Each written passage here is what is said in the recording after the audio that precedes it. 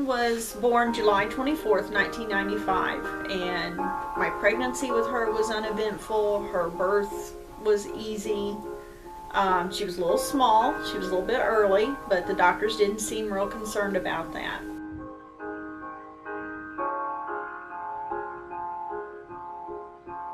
I got her up on Sunday morning. She seemed to be feeling better. She ate a little bit. We played some, and I put her down for an afternoon nap. When I went in to get her up, her abdomen was huge. It looked like she had swallowed a Nerf football, is the best way I can describe it. I went to the emergency room with her, and the hospital that I went to, my mom was a nurse there in surgery, and she was working that day, and I called her and I told her that I was bringing Madison in, and she met me in the emergency room. And I knew before we even got there that this was cancer, that it was the kidney tumor they had told us about.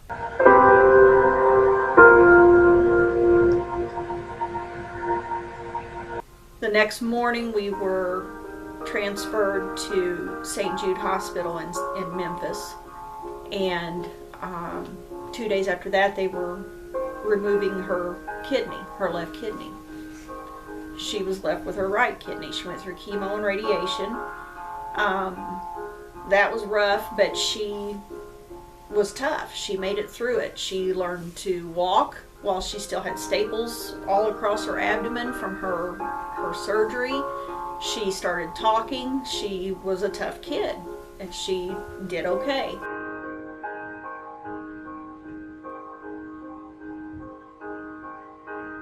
I got a call here at home one day in 2011.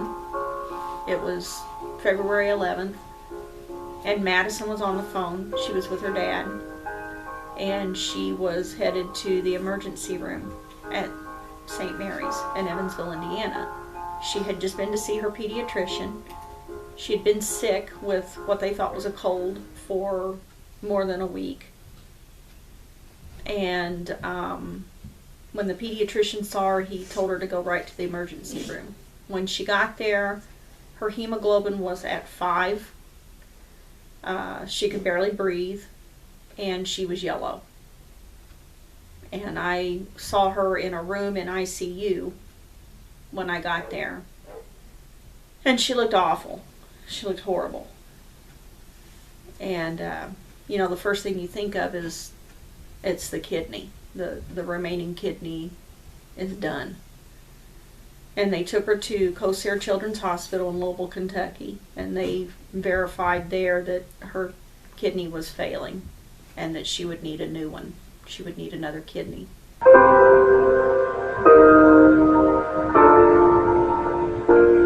In October of 2011, Madison got a kidney. She got one from her dad. He was a match, and she was able to get a kidney from him.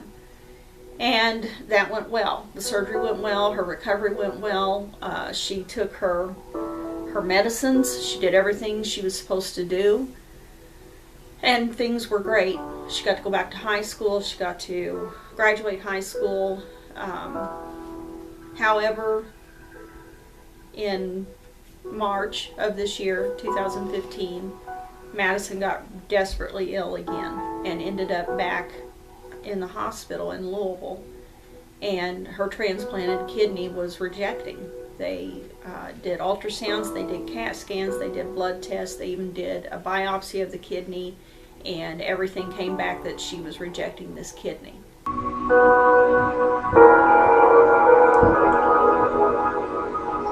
Several times a day you have to hook yourself up to dialysis fluid, and it goes into your abdomen, and it sits in there for 4 to 6 hours, and then you go and you drain that fluid out and flush out any toxins that are in your body, anything that would normally come out in your urine. And then you put more fluid in and you let it sit. And this is an ongoing process all day, every day.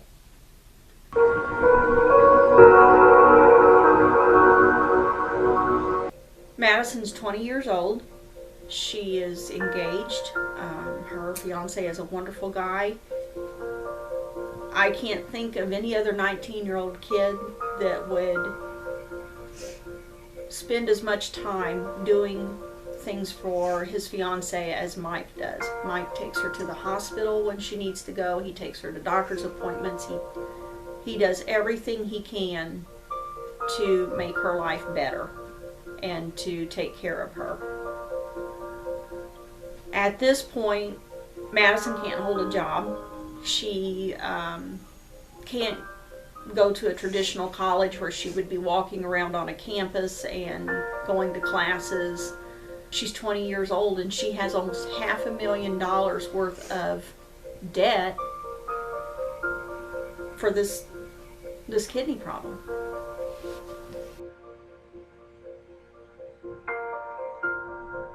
I'm Michael Stutsman, and my partner is Madison Wildt. I've met her in 7th grade at Helford Park in a computer lab when she was very shy. She had one of her best friends come and ask me out for her.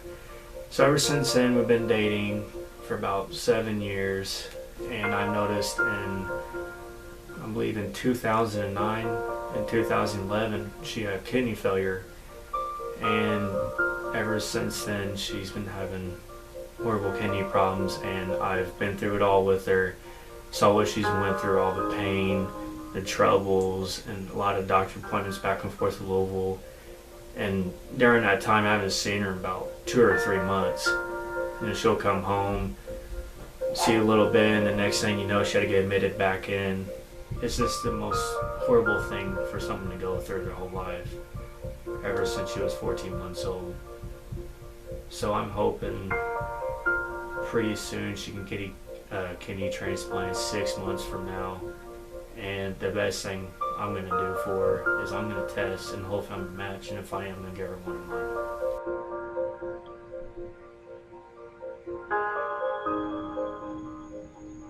So, ever since we were little, we've had problems with each other. When we were little, we didn't always necessarily get along, but it was never terrible. And now that we're older, we seem to get each other better. And she always wants to hang out with me. She does whatever she... I'm messing up. You need to cut that part out. You know. Now that we're older, we understand each other a bit more, I think, and we hang out. We sometimes play Xbox together. We'll cook together sometimes, and sometimes we'll go out and hang out with each other. And it's good to see her getting to do normal things that other kids her age would get to do.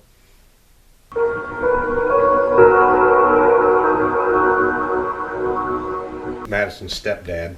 My name's Ben, and she's been sick virtually the entire time I've known Madison and her mother. I've known Madison since she was 2, and she's been through an awful lot, and she had to get the kidney transplant when she was 14, and now she needs another one, and it's right at a time in her life when she's met a young man who's a really nice kid. His name's Mike, and they're hoping to get married here soon, but they're kind of putting it off until she gets another transplant.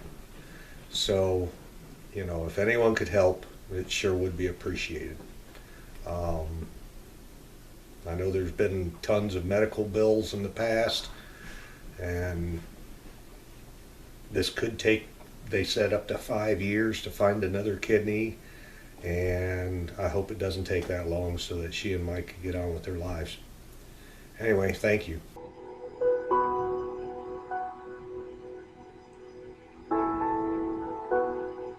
Growing up with Madison wasn't easy, I'll just say that. You know, it's kind of a sibling rivalry thing. But I remember when she was a baby, she had kidney cancer, and they did have to take one of her kidneys out. But one of the things I do remember from that is that she was a tough kid. And you can't say that about a lot of people, especially at that young of an age. And she did fine up until around 2011, where her remaining kidney started to fail. And I remember she was fortunate enough to get a another kidney from her father. And from what I remember from it, it went pretty well. I think the procedure was fine, the recovery was fine, and she got to go back to school. She got to graduate high school, she got to go to prom, she got to do everything in that amount of time that a normal teenage girl should get to experience.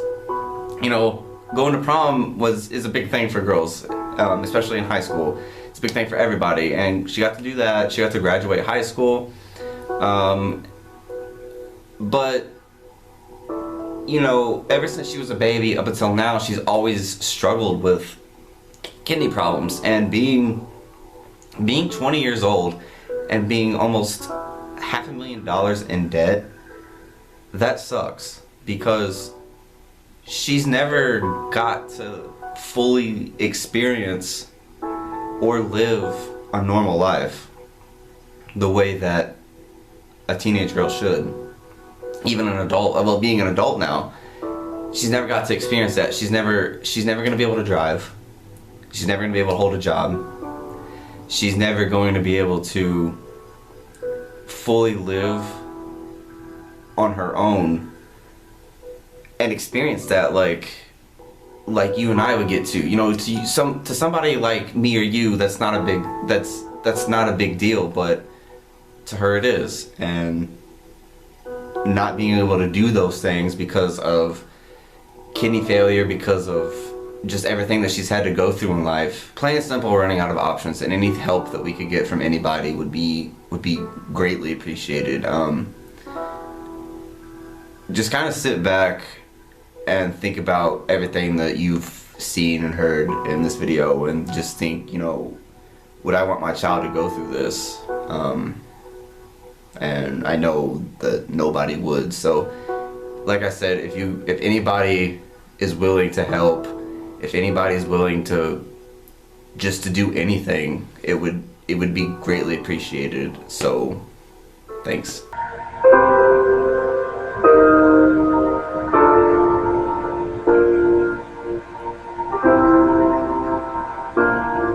Hi guys, so I'm Madison, and like everybody's been telling you about, I've been waiting for a kidney transplant again, and it would be really great if some of you guys could get tested and like donate too. But you guys can visit the website. It's vanderbilttransplant.com. We'll put it down below in the links, and then I'll also have my Facebook down below, so you guys can message me. And yeah.